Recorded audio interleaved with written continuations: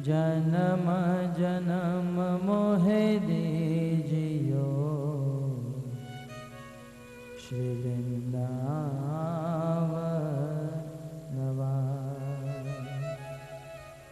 राधा तो बड़ भागिनी, कौन तपस्या की, तीनों लोक के नाथ है, सो तेरो आहे।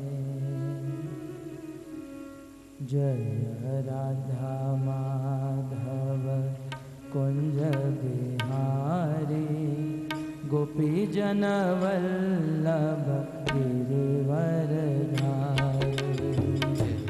राधा माधव कुंज बिहारी, गोपी जन वल्लभ गिरिवरधारी। जय राधा माधव कुंज बिहारी, गोपी जन वल्लभ गिरिवरधारी। राधा माधव कुंज बिहारी, गोपी जन वल्लभ गिरिवरधारी। यशोदानंदन व्रज जन रंजन, यशोदानंदन व्रज जन रंजन। यशोदानंदन व्रज जन रंजन। यशोदानंदन व्रज जन रंजन। यमुना तीरवनचारी,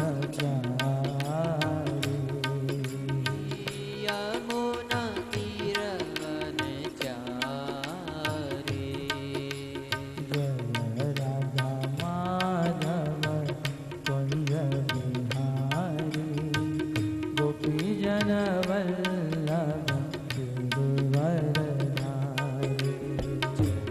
राधा माधव कुंज बिहारी, गोपी जन वल्लभ गिरिवरधारी।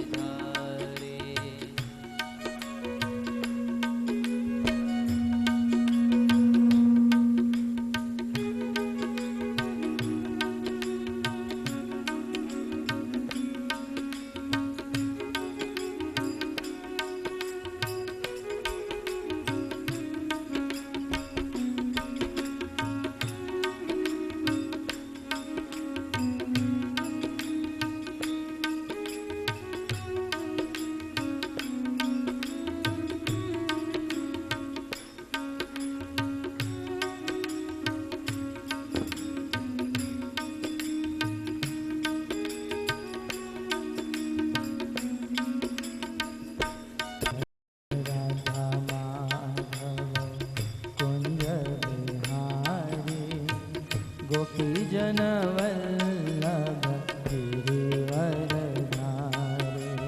जय राधा माधव कुंज बिहारी, गोपी जन वल्लभ गिरिवरधारी। यशोदानंदन व्रज जन रंजन। यशोदानंदन व्रज जन रंजन। यशोदानंदन व्रज जन रंजन। यशोदानंदन व्रज जन रंजन। यमुना तीरवनचारी, यमुना तीरवनचारी। जय राधा माधव कुंज बिहारी, गोपी जन वल्लभ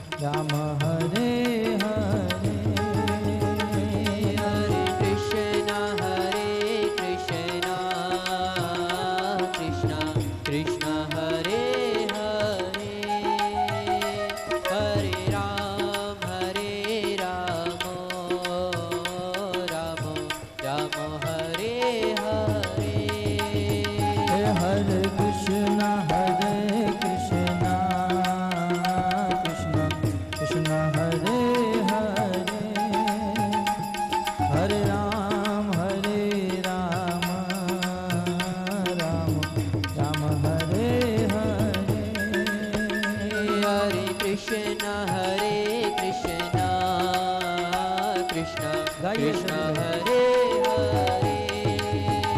हरे हरे हरे राम राम राम हरे हरे हरे कृष्णा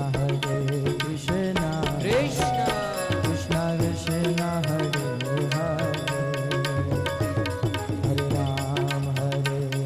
राम राम राम हरे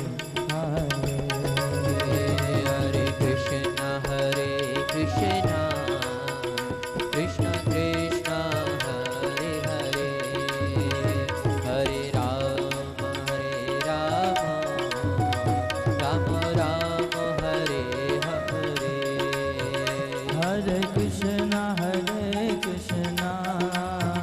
कृष्ण कृष्ण हरे हरे हरे राम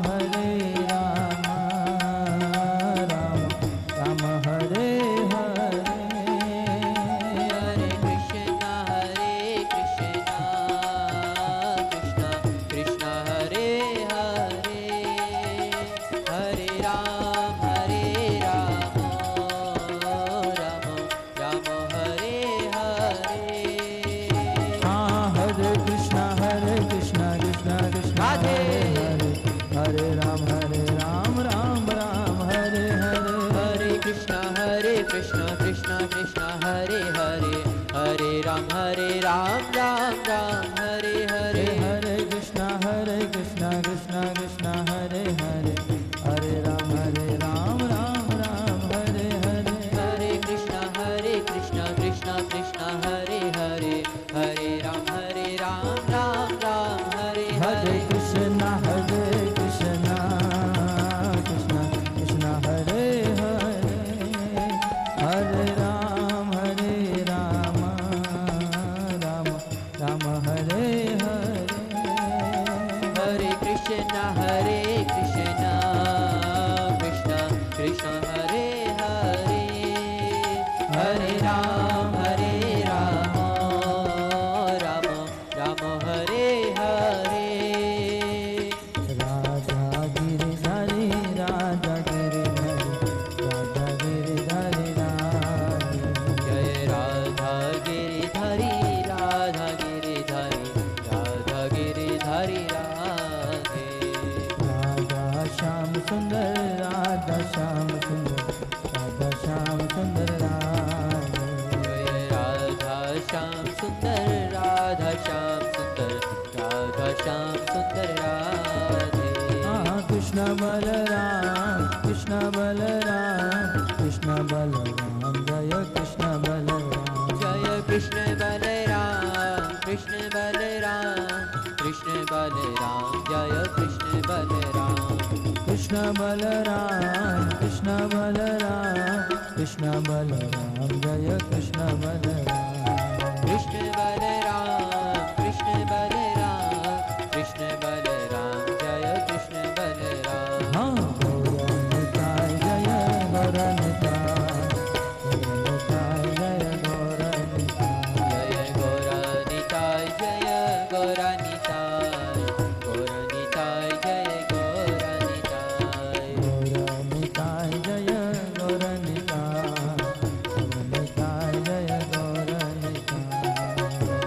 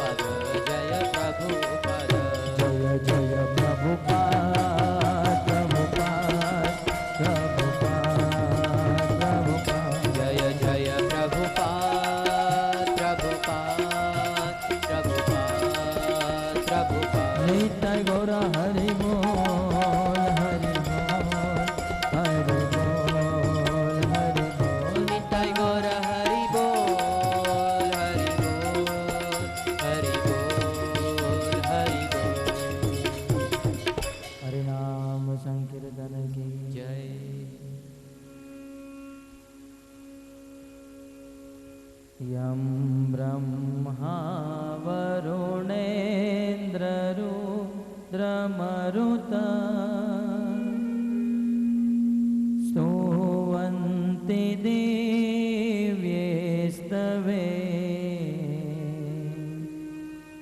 वेदे साङ्गपक्रमोपनिषदे गायन्ति यं सामगा ध्यानावस्थिततद्गतेन मनसा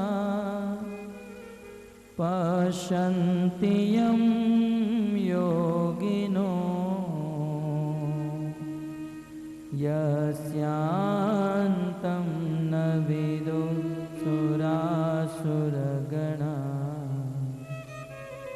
देवाय तस्मै नमः देवाय तस्मै नमः।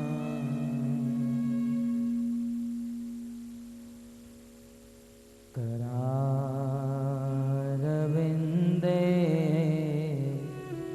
न पदारविन्दम्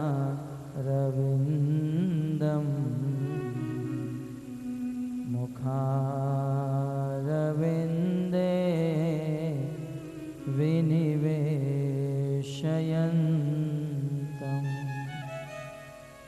वटस्य पत्रस्य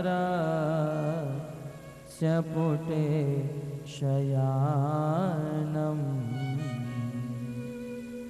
बालं मुकुन्दं मनसा स्मरामि। श्रीकृष्ण गोविन्द हरे मुरारे नाथ नारायण वासुदेव जिहवे पिबत स्वामृत में तदेव गोविंद दामोदर माधवेति।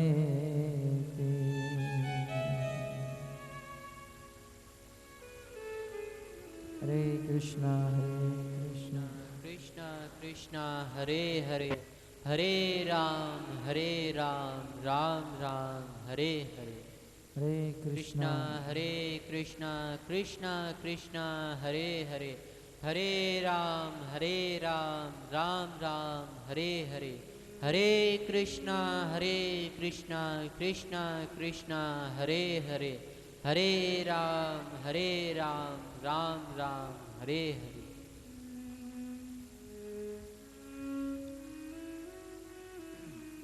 हरे कृष्णा।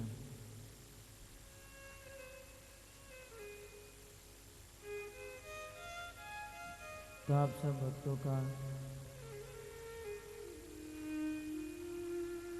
अंतर्राष्ट्रीय कृष्ण भावनामृत संघ की ओर से प्रस्थापित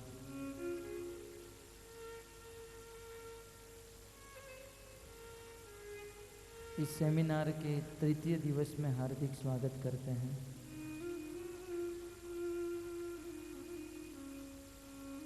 श्रीमद् भगवत गीता जो साक्षात भगवान श्री कृष्ण के मुख से निकली है, इस भगवत गीता का श्रवण एवं पठन करने से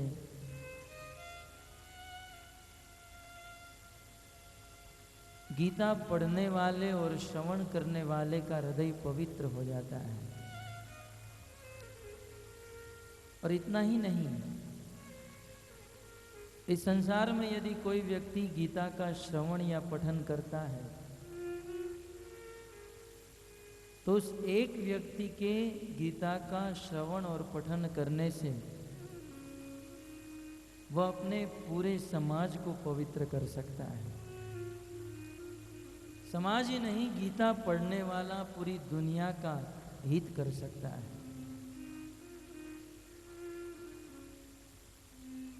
पद्म पुराण में वेद व्यास जी लिखते हैं,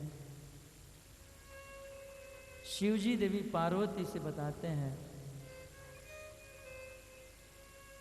एक समय की बात, जन नामक देश में कौशिक वंश में एक ब्राह्मण का जन्म हुआ। उस ब्राह्मण का नाम था जड़ ब्राह्मण। जड़ इसलिए था क्योंकि वो जन्म से ही जड़ था, जड़ की तरह।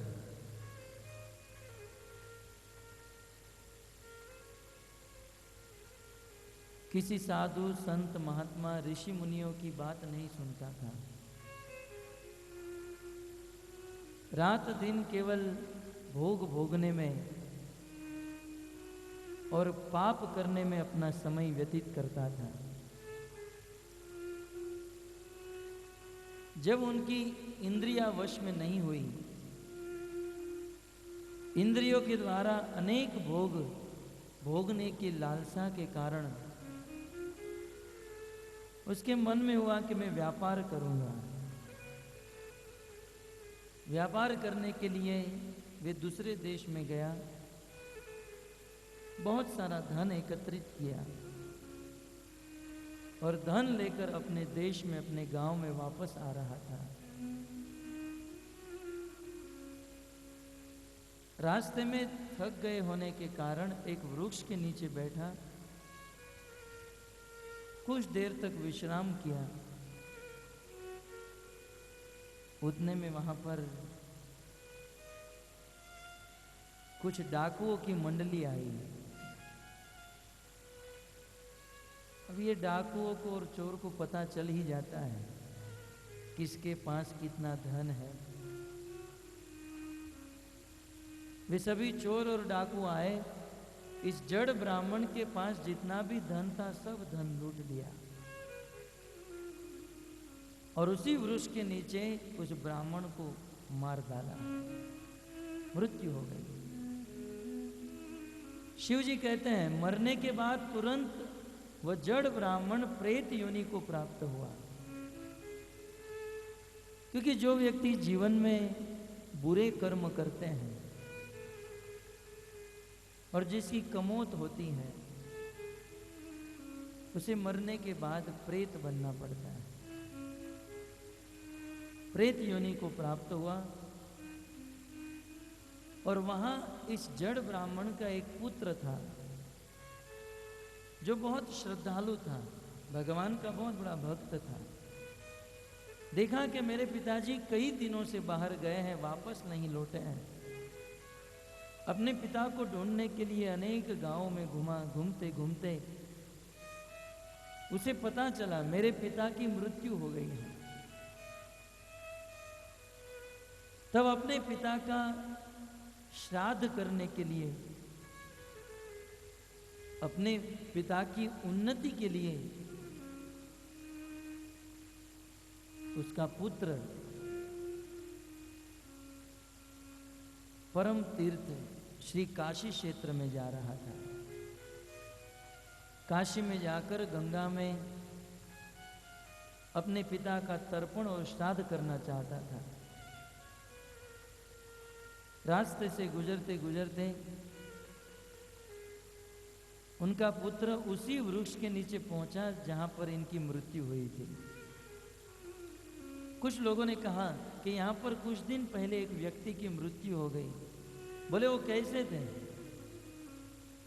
और सारी बात जान ली कि मेरे पिता इसी वृक्ष के नीचे मरे हैं। एक रात के लिए वह उस वृक्ष के नीचे विश्राम किया। दूसरे दिन सुबह उन्होंने अद्भुत दृश्य देखा। आकाश में एक दिव्य विमान आया है, हजारों सूर्य के भांति चमचम चमचम चमक रहा है और उस विमान में अनेक लोग बैठे हैं और अनेक लोगों के बीच में इनके पिता बैठे हैं। पीतांबर धारण किए हुए हैं, शंख चक्र गदा पद्म चतुर्भुजा, और 4 आयुध लेकर पिताजी बैठे हैं। तुरंत इनके मन में जिज्ञासा हुई, पिताजी आपकी तो मृत्यु हो गई थी और आपने पूरा जीवन पाप किया था, लेकिन फिर भी आपका इस प्रकार का रूप कैसे हुआ? तब उसके पिताजी ने उस विमान में बैठे बैठे कहा कि बेटा, मैंने तो मेरे जीवन में बहुत पाप किए थे, मेरे कर्म के अनुसार मैं तो नरक का भागी हो चुका था, परंतु बेटा तू रोज भगवत गीता के 3 अध्याय का पाठ करता है। ये बालक रोज भगवत गीता को पढ़ता था, तेरे द्वारा रोज भगवत गीता का 3 अध्याय पाठ होता है। उस गीता का पाठ करने के कारण, भगवत गीता का श्रवण करने के कारण आज तेरा ये पिता नरक में जाने से बचकर वैकुंठ में जा रहा है। बेटा तेरे कारण आज मैं नरक में जाने से बच गया हूं, और बेटा अब मैं चाहता हूं कि मैं तो नरक से बच गया, मैं तो वैकुंठ में जा रहा हूं, लेकिन इसी प्रकार भगवत गीता का पाठ करके, श्रवण करके हमारे सभी परिवार वालों को और हमारे पितरों का उद्धार कर दो। कहा जी पिताजी, जो आपकी आज्ञा। और जाते जाते कहा, हो सके तो बेटा इस संसार में जितने भी लोग हैं उन सबको यह गीता का पाठ करवाना और उसका उद्धार करा देना। पिताजी वैकुंठ में चले गए। यहाँ पर यह बालक भगवत गीता का प्रतिदिन पाठ करने लगा और एक एक करके अपने पितरों का उद्धार कर दिया। जाते जाते उनके पिता ने यह भी कहा कि बेटा अब तुम्हें काशी में जाने की जरूरत नहीं है, तुम्हें अब किसी भी प्रकार का श्राद्ध और तर्पण करने की जरूरत नहीं है, क्योंकि तुमने बहुत बड़ा कार्य किया है। यह पवित्र गीता का पाठ करने से मेरा उद्धार हो चुका है।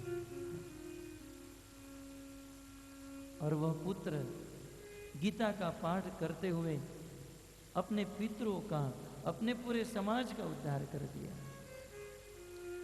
जिसके हृदय में भक्ति होती है वे पूरी दुनिया का कल्याण चाहते हैं। अब ये गीता का पाठ करते करते पूरी दुनिया का उद्धार करने लगा। भगवत गीता का पाठ करता था और कहता था कि ये भगवत गीता का पाठ करने का फल मैं बोरीवली वेस्ट में रहने वाले को प्रदान करता हूं। दूसरे दिन भगवत गीता का पाठ करता था, अब बोरीवली ईस्ट वाले को। तीसरे दिन पाठ करके दहीसर वाले को, मीरा रोड वाले को, भाईंदर वाले को, वैसे एक एक करते करते करते भगवत गीता का पाठ करते हुए पूरी दुनिया के जीव को यह फल प्रदान किया।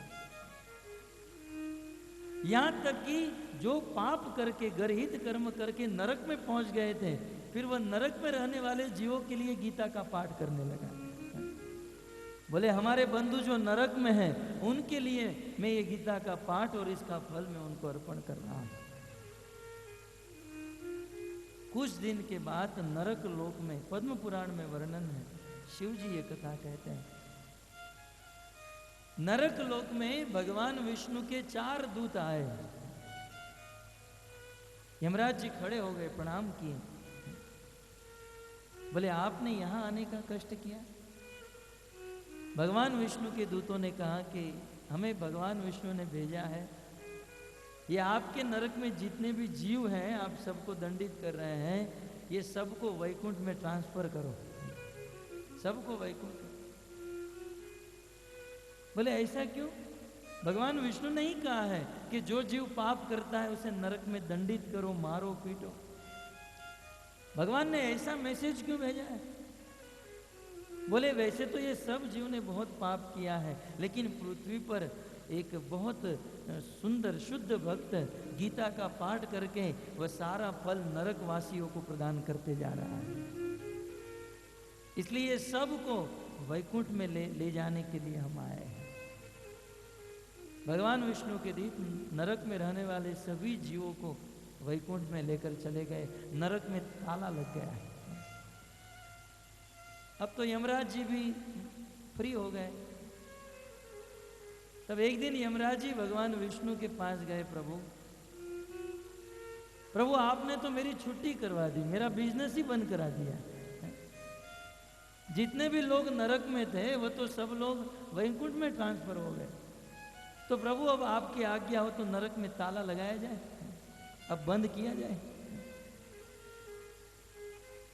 भगवान ने कहा नहीं नहीं यमराज जी, ये तो नरक से जीवों को इसलिए बुलाया गया है क्योंकि पृथ्वी पर वह शुद्ध भक्त गीता का पाठ ये सबको प्रदान किया है।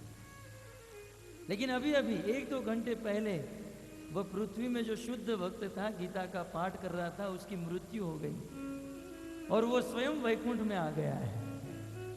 इसलिए अब तक के जो जीव थे वो तो बच गए, लेकिन अब आने वाले कलयुग में बहुत सारे ऐसे जीव होंगे, पाप करेंगे लेकिन गीता नहीं पढ़ेंगे, और गीता नहीं पढ़ने के कारण सब लोग नरक में आएंगे और वहां पर आपको उसे दंडित करना है। तो आप लोगों ने जो ताली बजाई ना, अब उसे वापस खींच लीजिए,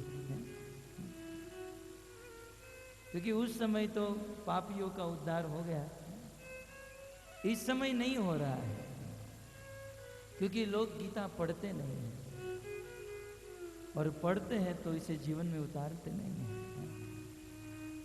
तो इस प्रकार कहने का तात्पर्य यह है कि जो व्यक्ति गीता पढ़ता है स्वयं का उद्धार तो कर लेता है, साथ ही साथ अपने परिवार वालों का, अपने पितृ का, और इतना ही नहीं पूरे देश का उद्धार कर सकता है। यह है श्रीमद् भगवत गीता। और ऐसे श्रीमद् भगवत गीता पर आधारित हम सफलता की ओर हमारा कदम बढ़ाते जा रहे हैं। आज तीसरा कदम है। गत सत्र में आप सब लोगों ने श्रवण किया कि किस प्रकार श्रीमद् भगवत गीता वेदों का सार है। समस्त वेद पुराण उपनिषद यदि गाय के समान है तो यह भगवत गीता उस गाय के दूध के समान है। पूरे शास्त्रों का यह सार है श्रीमद् भगवत गीता। और ऐसी भगवत गीता को समझने के लिए गुरु की आवश्यकता है। बिना गुरु के हम भगवत गीता का ज्ञान या संसार का अन्य किसी भी प्रकार का ज्ञान प्राप्त नहीं कर सकते हैं। कभी कभी कुछ लोग कहते हैं कि बिना गुरु के भी ज्ञान प्राप्त कर सकते हैं, तर्क देते हैं। महाभारत में एकलव्य ने गुरु बनाए बिना ही ज्ञान प्राप्त कर लिया, वो कहाँ गुरु के पास गया था। ये सही बात है, एकलव्य ने बिना गुरु बनाए, बिना गुरु के पास जाए धनुष विद्या का ज्ञान प्राप्त तो किया। बिना गुरु बनाए हम इस संसार का ज्ञान प्राप्त तो कर सकते हैं, लेकिन उस ज्ञान को जीवन में अप्लाई नहीं कर सकते हैं, जीवन में उतार नहीं सकते हैं। और आप जानते हैं एकलव्य ने ज्ञान तो प्राप्त कर लिया परंतु वह जीवन में उतार नहीं पाया। गुरु चाहिए। और कैसे गुरु होने चाहिए? आपने कल श्रवण किया, भगवान ऋषभदेव के पुत्र प्रबुद्ध ऋषि कहते हैं, तस्माद् गुरु प्रपद्येत जिज्ञासु श्रेय उत्तमम शाब्दे परेच निष्णांतम ब्रह्मणि उपशम आश्रयम। गुरु ऐसा होना चाहिए जो समस्त शास्त्रों को जाने, समस्त शास्त्रों का ज्ञाता होना चाहिए, शब्द ब्रह्म में, शास्त्र में निष्णांत, शास्त्र में एक्सपर्ट होना चाहिए। क्योंकि गुरु शास्त्र के ज्ञान से ही अपने शिष्य का उद्धार कर सकता है। और साथ ही साथ बताया गया कि वह गुरु का भगवान के साथ प्रेम होना चाहिए। तो ये तो व्याख्या हुई भगवान ऋषभदेव के पुत्रों के द्वारा, लेकिन एक प्रैक्टिकल रूप से जब हमें किसी भी प्रकार का ज्ञान प्राप्त करना हो या गीता या भागवत का ज्ञान प्राप्त करना हो तो कैसे गुरु के पास जाना चाहिए? तब श्रीमद् भगवत गीता के सिद्धांत और शास्त्र के सिद्धांत का संकलन करके यह निश्चित किया गया है कि हमें जिस गुरु के शरण में जाना है, जिस गुरु के पास जाना है, उस गुरु में कम से कम 5 योग्यता होनी चाहिए। वैसे तो गुरु में बहुत योग्यता होनी चाहिए, परंतु कम से कम 5 भी हो तब भी वह गुरु बनने के योग्य है। सर्वप्रथम हम जिस गुरु से ज्ञान प्राप्त कर रहे हैं या ज्ञान प्राप्त करना चाहते हैं,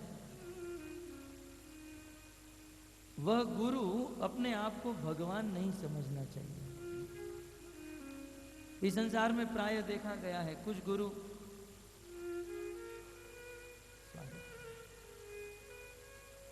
गीता का, भागवत का, शास्त्रों का ज्ञान देते हैं,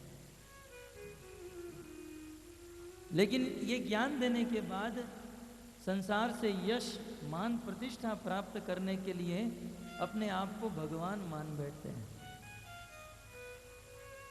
प्रथम सिद्धांत की बात यह है, अपने आप को भगवान मानने वाला कभी गुरु नहीं हो सकता है, क्योंकि गुरु तत्व जो है ये एक अलग तत्व है। गुरु कभी ईश तत्व नहीं बन सकता है। गुरु सदैव भगवान का दास होता है। तब तुरंत लोग कहते हैं नहीं नहीं, शास्त्र में ही तो लिखा है गुरु ब्रह्मा गुरु विष्णु गुरु देवो महेश्वरा, गुरु साक्षात पर ब्रह्म तस्मै श्री गुरुवे नमः। कहते नहीं नहीं, शास्त्र में तो लिखा है गुरु ब्रह्मा गुरु ईश्वर है,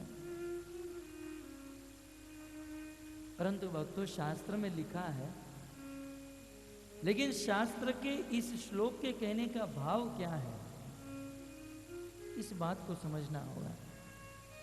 शास्त्र में जब ये कहा गया गुरु ब्रह्मा, तो इसका अर्थ ये नहीं कि गुरु ब्रह्मा जी हैं, गुरु चतुर्मुख हो गए।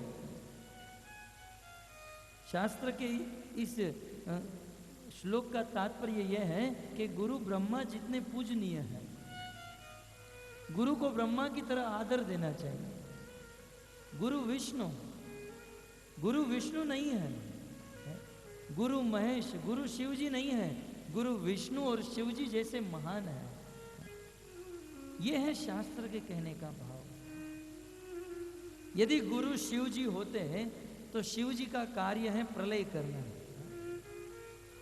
जब इस संसार की अवधि समाप्त होती है, तब शिव जी 11 रुद्र के रूप में प्रकट होते हैं और बहुत बड़ा तांडव नृत्य करते हैं और इस संसार का प्रलय करते हैं। पूरे संसार में रहने वाले सभी जीवों का विध्वंस कर देते हैं। यदि गुरु शिव जी है, यदि गुरु महेश है, तो गुरु को कहिए जरा थोड़ा प्रलय करके तो दिखाइए। दुनिया पूरे संसार को मारने की बात दूर रही, 1-2 व्यक्ति को भी यदि गुरु मार डाले, जेल में जाना पड़ेगा। तो गुरु महेश नहीं, गुरु महेश जितने आदरणीय है, पूजनीय है। गुरु विष्णु नहीं है, विष्णु जैसे पूजनीय है। गुरु कभी भगवान नहीं हो सकते हैं। अपने आप को भगवान कहने वाला कभी गुरु नहीं। हमारे परंपरा में श्री प्रभुपाद जी के गुरु हुए भक्ति सिद्धांत सरस्वती महाराज, जिसको सिंह गुरु कहा जाता था। शेर की तरह गर्जना करते थे। एक समय की बात, वृंदावन में एक गुरु अपने आप को भगवान मानता था और हजारों शिष्यों को साथ में लेकर चलता था। और भक्ति सिद्धांत महाराज को, इस प्रभुपाद जी के गुरु को पता चला कि ये अपने आप को भगवान मानता है। उससे रहा नहीं गया और जो गुरु अपने आप को भगवान मानते थे, उनके मुंह में हाथ डाल दिया और जोर से उसके दांत को खींचने लगे। बोले छोड़ छोड़। बोले आप तो भगवान है ना, भगवान को थोड़ी ना दर्द होता है। अरे नहीं, छोड़ो छोड़ो, मुझे दर्द हो रहा है। बोले नहीं, तुम तो भगवान हो। बोले मैं भगवान नहीं हूं, छोड़ो मुझे। तब भक्ति सिद्धांत महाराज ने कहा, तुम भगवान नहीं हो तो संसार में प्रचार क्यों करते हो? भगवान जो होते हैं वो कभी बूढ़े नहीं होते हैं। आजकल के गुरु बूढ़े हो जाते हैं, व्हील चेयर के ऊपर बिठाकर एक स्थान से दूसरे स्थान पर लेकर जाना पड़ता है, पैरालिसिस का अटैक हो जाता है। तो भगवान एक अलग तत्व है, गुरु कुछ अलग तत्व है। और जो गुरु अपने आप को भगवान मानते हैं वह गुरु गुरु नहीं है। प्रथम योग्यता, गुरु भगवान का दास होता है। तत्पश्चात दूसरी योग्यता, वह गुरु जिससे हमें गीता और अन्य ज्ञान प्राप्त करना है, वह गुरु कृष्ण का भक्त होना चाहिए। कृष्ण का, राम का या लक्ष्मी और विष्णु का भक्त होना चाहिए। आप कहोगे आप राम और कृष्ण के भक्त हैं इसलिए बोलते नहीं, ये शास्त्र में लिखा है। दो प्रमाण दूंगा। चैतन्य चरितामृत में लिखा है, कीबा विप्र कीबा न्यासी केने शूद्र नहीं, यही कृष्ण तत्व वेता से ही गुरु है। जो कृष्ण के तत्व को पूर्ण रूप से जानता है सही वही गुरु हो सकता है, अन्यथा नहीं। और गुरु की जाति पाति नहीं देखी जाती। हम जब भी कोई गुरु बनाने जाते हैं तो उसकी जाति नहीं देखते हैं कि ये किस जाति का है। अरे गुरु की बात छोड़ दीजिए, हम हमारे घर पर फर्नीचर करना होता है या प्लास्टर करना होता है तो किसी को कॉन्ट्रैक्ट देते हैं, और वो कॉन्ट्रैक्ट देते समय हम पूछते हैं कि भाई आप कौन सी जाति के हो, है? कभी नहीं। गुरु की जाति नहीं देखनी है, गुरु का गुण देखना है। क्या यह कृष्ण का भक्त है, राम का भक्त है, विष्णु का भक्त है? यदि राम, कृष्ण और विष्णु का भक्त है तो निश्चित वह गुरु है। और भगवत गीता में भी कृष्ण कहते हैं, भक्तो सीमे सखा चेती, भक्त असी, जो मेरा भक्त होगा वही गुरु बनने के योग्य है। तो गुरु की दूसरी योग्यता, और राम, कृष्ण या विष्णु के भक्त होने चाहिए। प्रथम योग्यता, अपने आप को भगवान नहीं मानना चाहिए। दूसरी योग्यता, राम, कृष्ण या विष्णु के भक्त होने चाहिए। गुरु की तीसरी योग्यता, वह गुरु जो उपदेश देते हैं उसका पालन स्वयं अपने जीवन में होना चाहिए। संसार में कुछ गुरु ऐसे होते हैं जिसकी कथनी और करनी में बहुत अंतर होता है, बोलते हैं कुछ, करते हैं कुछ। गुरु जो है आचार्य होना चाहिए। एक आचार्य ही गुरु बन सकता है। आचार्य का अर्थ क्या होता है? आचनोति ये शास्त्रार्थम आचार्य स्थापयत्वयि स्वयं आचरते यस्मात् आचार्यस्तेन कीर्तित। जो शास्त्र को पढ़े और शास्त्र की बात को स्वयं आचरते यस्मात्, शास्त्र की सिद्धांत को, शास्त्र की बात को स्वयं अपने जीवन में आचरण करके दिखाए और फिर दूसरों को उपदेश करे, उसे आचार्य कहा जाता है। इस संसार में जो तथाकथित गुरु हैं वो उपदेश तो बहुत बड़े बड़े देते हैं, लेकिन स्वयं उसका आचरण अपने जीवन में नहीं होता है। एक बार एक महिला अपने छोटे से पुत्र को लेकर मंदिर में एक गुरुजी के पास गई। कहा, गुरुजी आप मेरे बेटे को समझाइए, ये बहुत मीठा खाता है, चॉकलेट इत्यादि बहुत खाता है, डॉक्टर ने ना कहा है, आप इसे उपदेश दो, इसे समझाओ, नहीं तो इसके दांत में कीड़े हो जाएंगे। गुरुजी ने कहा, एक काम करो, आप अगले संडे को आओ। 7 दिन बीत गए। 1 सप्ताह के बाद वो महिला अपने पुत्र को लेकर गुरुजी के पास गई और गुरुजी ने उस लड़के के मस्तक पर हाथ घुमाते हुए कहा, बेटा चॉकलेट नहीं खानी चाहिए, चॉकलेट खाने से दांत सड़ जाते हैं, कीड़े हो जाते हैं, उससे दर्द होगा। और इतना सा कहने से वो बेटे ने उस बात को स्वीकार कर लिया। इतने दिनों से वह माँ समझाती थी, बेटा नहीं समझ रहा था, लेकिन गुरुजी ने कहा तो बेटा समझ गया। 2 दिन के बाद वह महिला फिर से गुरुजी के पास गई। गुरुजी मेरे मन में एक संशय हो रहा है। बोले, पिछले रविवार को जब मैं आपके पास आई और कहा कि इसको उपदेश दो, तो आपने कहा कि 7 दिन के बाद आना। और 7 दिन के बाद जब आई तो आपने केवल 2-5 शब्द बोले और मेरे बेटे ने उसे स्वीकार कर लिया। तो आपने ये बात 7 दिन पहले ही क्यों नहीं बताई? तब गुरु ने इतना ही कहा कि जब 7 दिन पहले आप मेरे पास आई थी ना, तब मैं भी चॉकलेट खाता था, मुझे भी चॉकलेट खाने की आदत थी, मैं भी बहुत मीठा खाता था। अब जब मैं मीठा खाता हूं, जब मुझे चॉकलेट खाने की आदत है, तो मैं दूसरों को वह उस कार्य से कैसे मुक्त करा सकता हूं? इसलिए 7 दिन तक मैंने उसको त्याग दिया। और जब मैं इस बात पर दृढ़ हो गया, यह मेरे जीवन में उतर गया, तब मैंने इसको उपदेश दिया और इसने स्वीकार किया।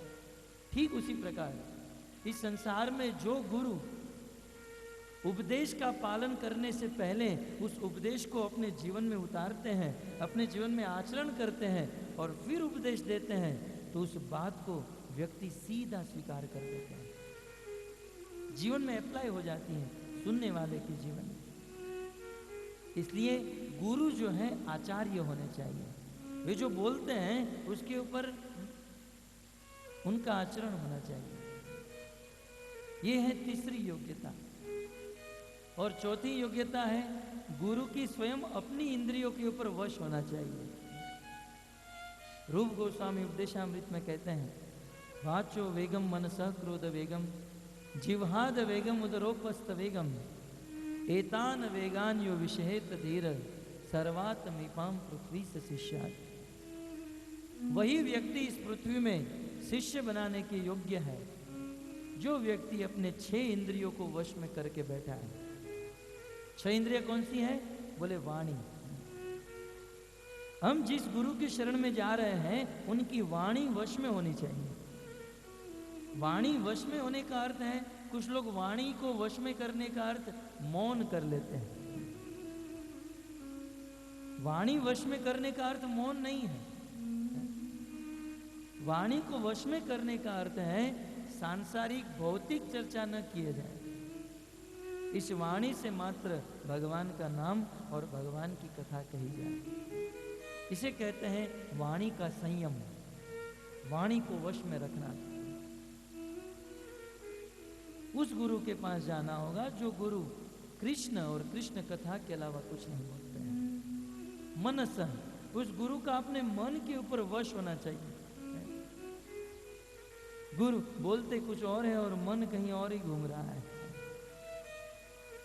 मन वश में होना चाहिए। मनस क्रोध वेगम, वह गुरु का क्रोध अपने वश में होना चाहिए। क्रोध करने वाला कभी गुरु नहीं बन सकता है, क्योंकि जो स्वयं क्रोध करता है वो दूसरों को क्रोध जैसे विकारों से कैसे मुक्त करा सकता है।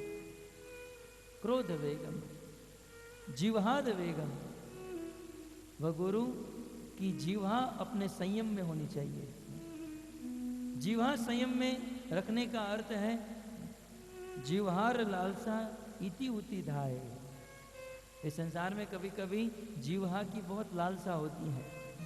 इति उति माने पाव भाजी खाऊं, पिज्जा खाऊं, पराठा खाऊं, ये खाऊं, मांस खाऊं, अंडा खाऊं, इसे कहते हैं इति उति। तो वह गुरु जिसकी जिह्वा उनके वश में होनी चाहिए। और उदर का वेग, उदर के ऊपर संयम होना चाहिए। उदर के ऊपर संयम का अर्थ होना चाहिए। वही गुरु है जिसका भोजन संयमित होता है। और उपस्थ वेगम, जनेंद्रियों के ऊपर उनका वश होना चाहिए। तो वाणी, मन, क्रोध, जिह्वा, उदर और उपस्थ, ये 6 इंद्रियों पर जिसका वश होता है, जिसका संयम होता है, वही गुरु बन सकता है। यह है गुरु की चौथी योग्यता। सबको याद रहनी चाहिए। प्रथम योग्यता है अपने आप को भगवान नहीं मानना है। दूसरी योग्यता है कृष्ण, राम या विष्णु का भक्त होने चाहिए। तीसरी योग्यता है वह जो बोलते हैं उसका आचरण अपने जीवन में होना चाहिए। और चौथी योग्यता है, क्या है?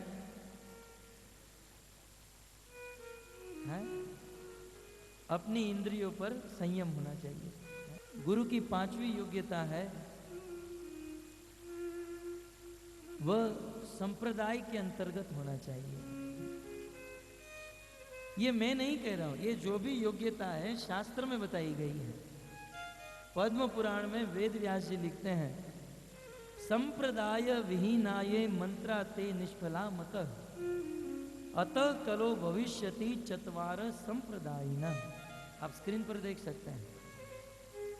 बोले संप्रदाय के विहीन जो गुरु संप्रदाय के अंतर्गत नहीं है, जो गुरु संप्रदाय के अंतर्गत नहीं है, ऐसे गुरु से मंत्र ग्रहण करते हो या ज्ञान प्राप्त करते हो तो संप्रदाय से विहीन गुरु से मंत्र और ज्ञान प्राप्त करने से हमारी उन्नति कभी नहीं हो सकती है। कोई ऐरे गहरे गुरु के पास नहीं जाना होगा। जो गुरु संप्रदाय के अंतर्गत गुरु शिष्य परंपरा में है, वही गुरु हमारा उद्धार कर सकता है। ऐसा पद्म पुराण में कहा गया है। संप्रदाय विहीन, संप्रदाय से जो विहीन है, ऐसे गुरु का मंत्र या उपदेश निष्फल मत, निष्फल जाता है। इसलिए वह गुरु संप्रदाय के अंतर्गत होना चाहिए। वेद व्यास जी लिखते हैं, इसलिए कलयुग में भगवान श्री कृष्ण ने 4 संप्रदाय का निर्माण किया है। अतः कलो भविष्यति चत्वार संप्रदायिनः। देखिए श्लोक है ना स्क्रीन पर, पद्म पुराण में लिखा है चत्वार संप्रदायिनः। इस संसार में केवल 4 ही संप्रदाय है। चत्वार माने 4। आज तो कई लोग कहते हैं कि हम इस संप्रदाय में, हम इस संप्रदाय में। आज एक नया संप्रदाय खुला है, हम लोग उसमें जाने वाले हैं। ये संप्रदाय कोई भेलपुरी की दुकान नहीं है, कोई भी खोलकर बैठ जाए। ये संप्रदाय का निर्माण भगवान के द्वारा होता है, परंतु कलयुग में अल्प बुद्धि के कारण सब लोग अपना अपना अलग से नया नया संप्रदाय खोलकर बैठ गए हैं। और जो अश्रद्धालु हैं, जो अंध श्रद्धालु हैं, वे ऐसे संप्रदाय में जाकर दीक्षा शिक्षा लेते हैं और उसके जीवन की न तो उन्नति होती है, न उसका उद्धार हो सकता है। कहते हैं केवल चत्वार संप्रदाय न, केवल 4 ही संप्रदाय है कलयुग में। और वे कौन से हैं? अगले श्लोक में पद्म पुराण में वेद व्यास जी लिखते हैं। वे 4 संप्रदाय कौन से? श्री ब्रह्म रुद्र सनक वैष्णव शीति पावना। भगवान ने 4 लोगों को ज्ञान दिया, जिससे 4 संप्रदाय का निर्माण हुआ। और भगवान श्री कृष्ण ने किन किन को ज्ञान दिया? बोले श्री, श्री माने लक्ष्मी, लक्ष्मी जी को ज्ञान दिया। और लक्ष्मी जी को ज्ञान दिया जिससे श्री संप्रदाय का निर्माण हुआ। दूसरा है रुद्र, ब्रह्म। भगवान श्री कृष्ण ने ब्रह्मा जी को ज्ञान दिया जिसे ब्रह्म संप्रदाय का निर्माण हुआ। फिर तीसरा है रुद्र, कृष्ण ने शिव जी को ज्ञान दिया जिससे रुद्र संप्रदाय का निर्माण हुआ। और चौथा है सनक, सनक सनातन सनंदन, ये ब्रह्मा जी के 4 पुत्र चतुष्कुमार। कृष्ण ने इनको ज्ञान दिया जिसे कुमार संप्रदाय का निर्माण हुआ। बस ये 4 लोगों को ज्ञान दिया। मानो पद्म पुराण में प्रश्न उठाया जाए कि कृष्ण ने 4 को ही क्यों ज्ञान दिया?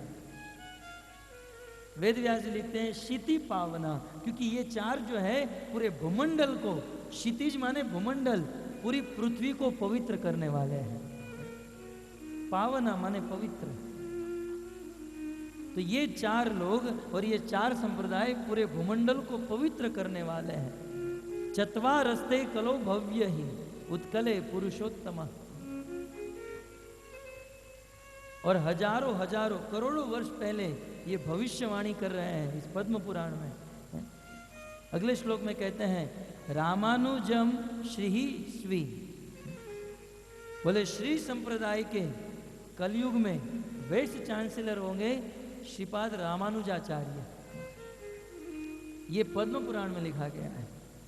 श्री संप्रदाय के वाइस चांसलर होंगे रामानुजाचार्य, स्वीचक्रे मध्वाचार्य। और ब्रह्म संप्रदाय के वाइस चांसलर होंगे मध्वाचार्य। चतुर्मुह श्री विष्णु स्वामिनो रुद्रो। और रुद्र संप्रदाय के वाइस चांसलर होंगे कलयुग में विष्णु स्वामी। और रुद्रो निम्बादित्यम चतुक्षण। और रुद्र संप्रदाय के कलयुग के वाइस चांसलर होंगे निम्बाकाचार्य। भक्तों, ये शास्त्र का प्रमाण है, ये सबूत है। इस कलयुग में केवल 4 ही शुद्ध संप्रदाय है जिससे आप शुद्ध ज्ञान प्राप्त कर सकते हो और भगवान की प्राप्ति कर सकते हो। और वो संप्रदाय है ब्रह्म संप्रदाय, रुद्र संप्रदाय, श्री संप्रदाय और कुमार संप्रदाय। आइए इस 4 संप्रदाय के विषय में संक्षिप्त में आपको कह दूं। कुमार संप्रदाय के वाइस चांसलर हुए निम्बाकाचार्य, जिन्होंने वैष्णव धर्म का, इस भगवत गीता और सनातन धर्म का बहुत सुंदर प्रचार किया। लेकिन इस धर्म का प्रचार प्रसार वर्तमान में यदि देखा जाए तो इतना नहीं है। प्रायः ये संप्रदाय वर्तमान में लुप्त हो चुका है। बहुत कम जगह पर ये देखने मिलता है। हम लोग कुछ समय के लिए पहले राजस्थान गए थे। मैंने मेरे जीवन में एक बार मात्र राजस्थान में निम्बाकाचार्य कृष्ण सर्वेश्वर का मंदिर का दर्शन किया। बहुत कम प्रचार प्रसार है, प्रायः लुप्त है यह संप्रदाय। इसलिए हम यदि चाहे कि इस निम्बाकाचार्य, इस कुमार संप्रदाय से ज्ञान ले तो ये मुश्किल है। तत्पश्चात दूसरा संप्रदाय है श्री संप्रदाय। कृष्ण ने लक्ष्मी जी को ज्ञान दिया, जिससे श्री संप्रदाय का निर्माण हुआ और उसके वाइस चांसलर हुए रामानुजाचार्य। और रामानुजाचार्य ने बहुत सुंदर परंपरा चलाई। इस संप्रदाय में यदि कोई ज्ञान ग्रहण करता है तो वह शुद्ध पूर्ण ज्ञान ग्रहण कर सकता है और भगवत धाम की प्राप्ति कर सकता है। परंतु ये संप्रदाय का प्रचार मात्र भारत में और वह भी श्रीरंगम में है। इसका विस्तार ज्यादा नहीं है। तत्पश्चात तीसरा संप्रदाय है रुद्र संप्रदाय। कृष्ण ने शिव जी को ज्ञान दिया, जिससे रुद्र संप्रदाय का निर्माण, और इसके वाइस चांसलर कलयुग में हुए विष्णु स्वामी। इन्होंने बहुत सुंदर प्रचार प्रसार किया और आगे चलकर चैतन्य महाप्रभु भगवान श्री कृष्ण के ही कहने से श्रीपाद वल्लभाचार्य इस रुद्र संप्रदाय के अंतर्गत पृष्टि संप्रदाय की स्थापना की। तो इस प्रकार ये कृष्ण के द्वारा प्रमाणित संप्रदाय है। इस रुद्र संप्रदाय में यदि कोई व्यक्ति ज्ञान ग्रहण करता है तो वह शुद्ध और पूर्ण ज्ञान ग्रहण कर सकता है। लेकिन इस रुद्र संप्रदाय में वर्तमान में यह देखा गया है कि रुद्र संप्रदाय के भक्तों का जो मूड है, जो कार्य है, ये प्रचार प्रसार करने का नहीं है। वे लोग भगवान की शुद्ध भक्ति करते हैं, लड्डू गोपाल की शुद्ध सेवा करते हैं, लेकिन इनका कार्य प्रचार करना नहीं। उनके समाज में जो है वो है, उनको सेवा इत्यादि सब मिल सकती है। एक बार मैं सोलापुर में महाराष्ट्र के एक गांव में गया था। वहाँ पर रुद्र संप्रदाय के अंतर्गत पृष्टि संप्रदाय वालों ने मुझे आमंत्रित किया। हमारा प्रवचन था और उन्होंने मुझे बहुत सुंदर बात बताई। प्रभु जी, यहाँ पर इतनी बड़ी जगह है और यहाँ पर हजारों लोग एक साथ बैठ सकते हैं, लेकिन हमारे पास आपकी तरफ प्रवचन करने वाले कोई नहीं है। हमारा उद्देश्य है लोगों को भगवान का प्रसाद खिलाना, भगवान का दर्शन कराना। तो मैंने कहा हमारा उद्देश्य है प्रवचन करना, प्रचार करना। बोले तो कहते हैं प्रभु जी, हम और आप मिल जाते हैं, हम लोग प्रसाद खिलाते रहेंगे और आप प्रवचन करते रहिए। तो इस प्रकार रुद्र संप्रदाय से यदि ज्ञान ग्रहण करेंगे तो शुद्ध मिलेगा, परंतु उनका मूल प्रचार करने का नहीं है। इसलिए वर्तमान में इनके संपर्क में आना बहुत मुश्किल है। तब हमारे पास केवल एक संप्रदाय बचा, वो है ब्रह्म संप्रदाय। भगवान श्री कृष्ण ने ब्रह्मा जी को ज्ञान दिया और इससे ब्रह्म संप्रदाय का निर्माण, और इसके वाइस चांसलर हुए मध्वाचार्य। और मध्वाचार्य ने बिल्कुल कृष्ण ने जो ज्ञान ब्रह्मा जी को दिया था, ब्रह्मा जी ने वह ज्ञान नारद जी को दिया। नारद जी ने वही ज्ञान वेद व्यास जी को दिया और वेद व्यास जी ने वही ज्ञान मध्वाचार्य को दिया। तब तक कलयुग आ चुका था। मध्वाचार्य ने वही ज्ञान पद्मनाभ को दिया, पद्मनाभ ने वही ज्ञान नरहरि को दिया। देखिए एक कितनी शुद्ध परंपरा है। कृष्ण के द्वारा 4 लोगों को ज्ञान दिया गया और कृष्ण ने ब्रह्मा, ब्रह्मा ने नारद, नारद ने व्यास, वेद व्यास ने मध्वाचार्य, मध्वाचार्य ने पद्मनाभ को दिया। और जो ज्ञान कृष्ण ने ब्रह्मा को दिया था, क्योंकि गुरु शिष्य परंपरा में वह ज्ञान आ रहा है, इसलिए वही ज्ञान पद्मनाभ के पास आया। भक्तों, ये गुरु शिष्य परंपरा जो है ये एक लिंक है। इसके द्वारा शुद्ध ज्ञान जो भगवान से निकला है वह शुद्ध ज्ञान नीचे उतरता है। उदाहरण के तौर पर मान लो ये 5 माले की बिल्डिंग है, 5वें माले पर जनरेटर है और वहां से एक वायर नीचे आ रहा है, ठीक है। तो वहां 5वें माले पर जनरेटर से जो वायर निकला उस वायर में 250 वोल्ट है और यहां पर यदि नीचे चेक करेंगे तो यहीं पर भी 250 वोल्ट ही होगा। क्यों? क्योंकि ये वायर जो है बिल्कुल वहां से जॉइंट है। ठीक उसी प्रकार भगवान श्री कृष्ण की गुरु शिष्य परंपरा से जो जॉइंट है, जो जुड़े हुए हैं, वो सबके पास जो ज्ञान कृष्ण के पास है वही ज्ञान सभी गुरु शिष्यों के पास हो सकता है। पद्मनाभ के पास आया, पद्मनाभ के शिष्य हुए नरहरि। वह ज्ञान नरहरि के पास, नरहरि ने वही ज्ञान माधव को दिया, माधव ने अक्षोभ्य को दिया, अक्षोभ्य ने जय तीर्थ को दिया, जय तीर्थ ने वही ज्ञान ज्ञान सिंधु को दिया। ज्ञान सिंधु के शिष्य हुए विद्यानिधि, विद्यानिधि के राजेंद्र, राजेंद्र के जय धर्म, जय धर्म के पुरुषोत्तम, पुरुषोत्तम के शिष्य हुए ब्राह्मण्य तीर्थ और वही ज्ञान ब्राह्मण्य तीर्थ ने व्यास तीर्थ को दिया। व्यास तीर्थ के शिष्य हुए लक्ष्मीपति। ये पूरी गुरु शिष्य परंपरा शुद्ध परंपरा। लक्ष्मीपति ने वही ज्ञान माधवेंद्रपुरी को दिया, माधवेंद्रपुरी से वही ज्ञान ईश्वरपुरी के पास आया। ईश्वरपुरी तक ये परंपरा परफेक्ट चली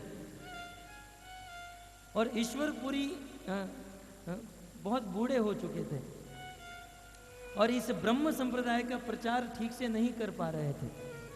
तब भगवान ने अपने धाम में देखा कि आज कलयुग में एक संप्रदाय जो बहुत फल फूल रहा है लेकिन वो भी लुप्त होने जा रहा है। भगवान ने सोचा कि ये ठीक नहीं है।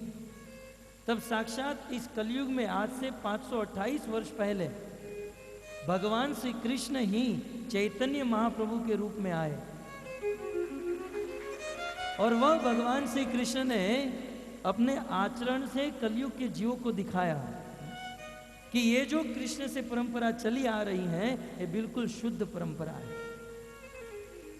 और चैतन्य महाप्रभु ने अन्य कोई संप्रदाय की स्थापना किए बिना ये जो परंपरा आ रही थी उस परंपरा में ईश्वरपुरी से चैतन्य महाप्रभु ने ज्ञान ग्रहण किया।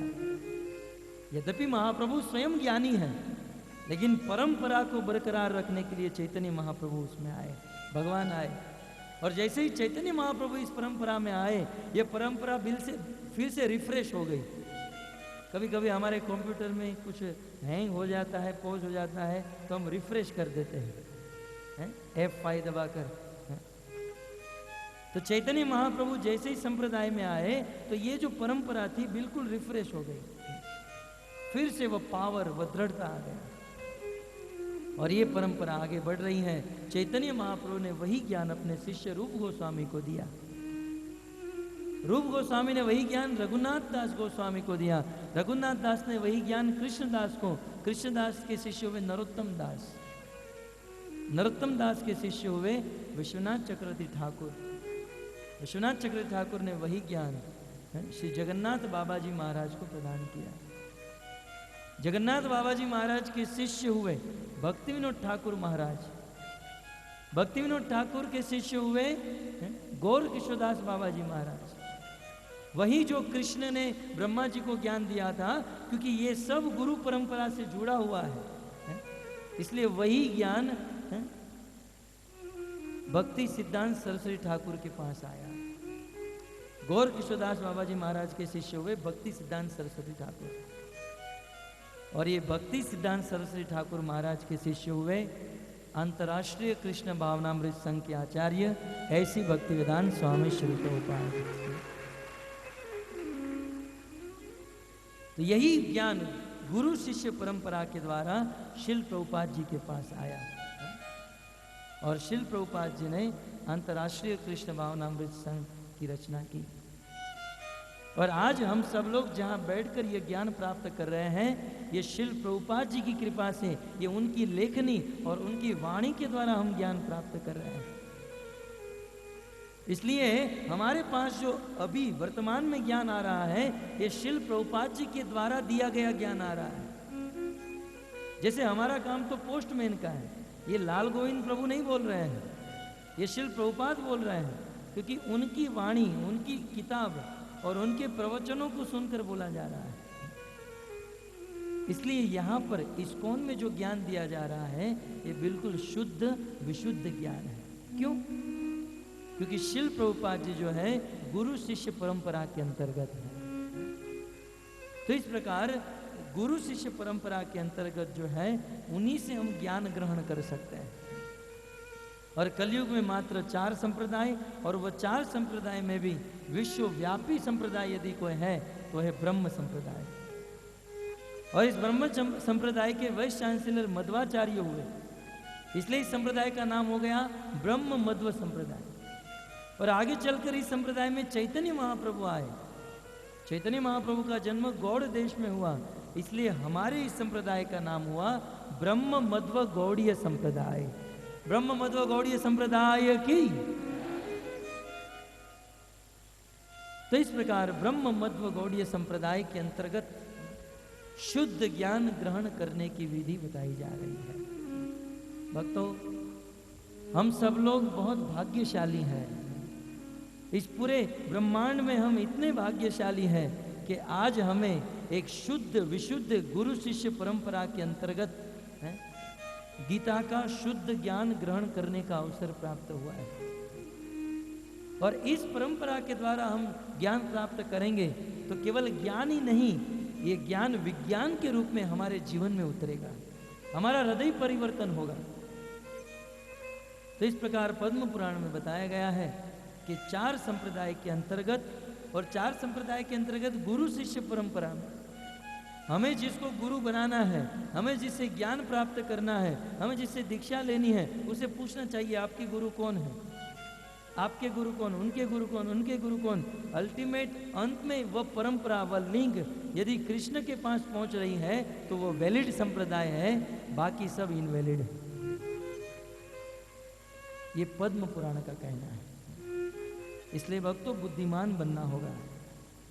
किसी भी जगह पर बैठ नहीं जाना चाहिए, टीवी की कोई भी चैनल शुरू करके नहीं बैठ जाना चाहिए कि ये भी गीता ही बोल रहे हैं। नहीं, इसी संप्रदाय विहीन, संप्रदाय के अंतर्गत कोई गुरु नहीं है और वह यदि ज्ञान दे रहे हैं तो उसके मुख से 1 मिनट भी नहीं सुनना चाहिए। तो मान लो हम तर्क करें, नहीं नहीं वो तो आपकी तरह ही बोलते हैं, वह भी भागवत और गीता ही बोलते हैं।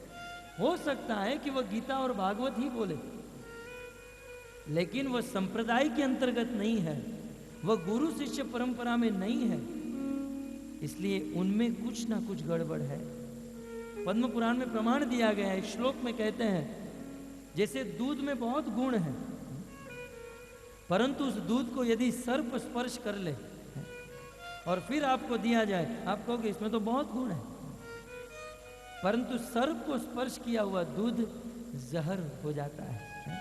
वैसे भागवत और गीता महान ग्रंथ हैं, लेकिन किसी गलत गुरु के मुख से यदि हम सुनते हैं तो निश्चित हमारी बुद्धि भ्रमित हो सकती है, हमारा जीवन अधोगति की ओर जा सकता है। इसलिए हमें जो भी सुनना है सबसे पहले परखिए। हमारे हरिदास प्रभु बहुत सुंदर कहावत कहते हैं, बोले पानी पियो छान के, गुरु करो जान के। हम लोग पानी कितना छान कर पीते हैं। आज तो आरओ सिस्टम घर पे ला कर रखते हैं, उसमें 3 वो होता है, 70% पानी निकल जाता है, 30% या 25% बचता है। पानी कितना छान छान कर पीते हैं, लेकिन गुरु बस रास्ते में चलते गुरु बना लेते हैं। नहीं, गुरु को परख कर, जान कर, गुरु बनाने से पहले हजारों बार सोचना चाहिए और बिल्कुल परख कर गुरु को बनाना चाहिए। आज हमें मान लो कोई सोना खरीदना है, मान लो आपको हीरा खरीदना है, आप बाजार में गए और दुकान वाला आपको कहा कि ये 1 लाख का हीरा है, आप तुरंत खरीद लोगे? दे दो दे दो? नहीं, पहले उनको परखेंगे। जो हीरा को जानता है उसके पास जाएंगे कि ये सही असली है या नकली है, इसमें कोई जीरम तो नहीं है, ये पीला तो नहीं है, ये बिगड़ तो नहीं जाएगा। ये पूरा परखने के बाद उस हीरे को हम खरीदते हैं। ठीक उसी प्रकार गुरु हमारे आध्यात्मिक जीवन में अग्रसर होते हैं। यदि गुरु गलत मिल गए तो हमारे आध्यात्मिक जीवन में फुल स्टॉप लग जाएगा, हम अंधकार की ओर चले जाएंगे। गलत गुरु बनाने से अच्छा है गुरु बनाओ ही मत। मैं आपको प्रेरणा नहीं दे रहा हूं कि गुरु मत बनाओ, गुरु बनाना चाहिए, लेकिन गलत गुरु नहीं होना चाहिए। तो इस प्रकार ये गुरु की 5 योग्यता है। अपने आप को भगवान नहीं मानने चाहिए, वे खुद राम कृष्ण विष्णु के भक्त होने चाहिए और वो जो उपदेश देते हैं उसका पालन अपने जीवन में होना चाहिए।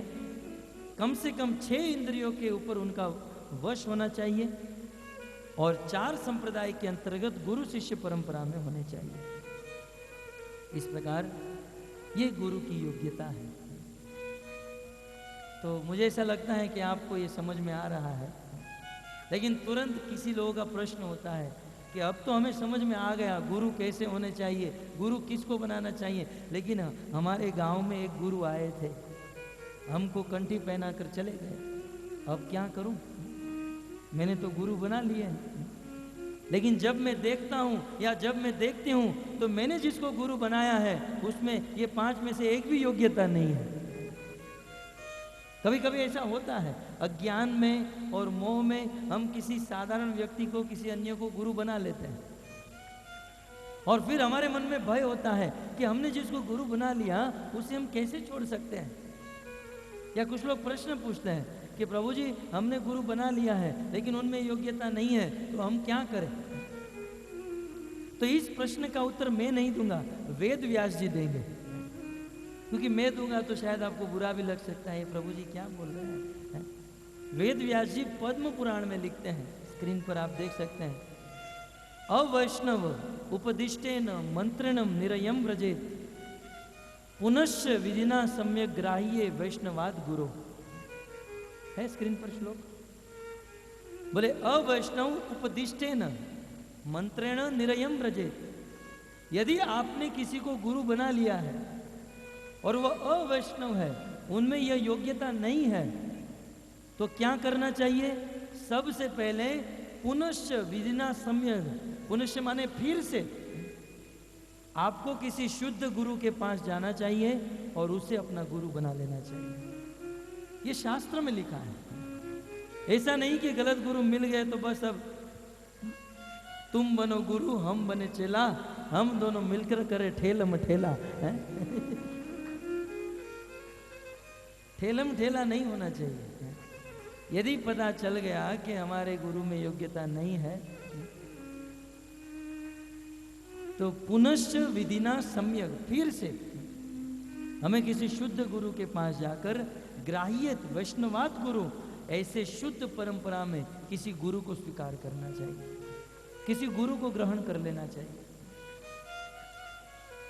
और गुरु को ग्रहण करने के लिए शिष्य की क्या योग्यता होनी चाहिए, इसका वर्णन सुनिए। अब तक तो गुरु को बहुत परखा, बहुत जाना है, तो गुरु की योग्यता तो पता चल गई, शिष्य में क्या योग्यता होनी चाहिए।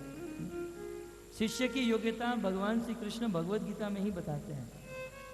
तद्विधि प्रणिपातेन परिप्रश्नेन सेवया उपदेक्षन्ति ते ज्ञानम ज्ञानिनस् तत्वदर्शिनः। तद्विधि प्रणिपातेन परिप्रश्नेन, शिष्य की प्रथम योग्यता होनी चाहिए कि उसमें जिज्ञासा होनी चाहिए। शिष्य जिज्ञासु होना चाहिए, ऐसा नहीं मरा हुआ सिर लटका कर गुरु के पास जाए। गुरु के पास जाए तो जिज्ञासा लेकर जाना चाहिए, उत्कंठा होनी चाहिए। आप देखिए अर्जुन की कितनी जिज्ञासा थी कि हे कृष्ण यद श्रेयस्य ब्रूहि, आप बोलो, आप मेरे कल्याण के लिए कुछ उपदेश दो। कितनी उत्कंठा थी अर्जुन की। वहां परीक्षित महाराज की कितनी उत्कंठा थी, हे सुखदेव गोस्वामी आप कथा सुनाइए, भले मैं भूखा हूं प्यासा हूं, मुझे भूख प्यास नहीं है, कथा सुनाइए।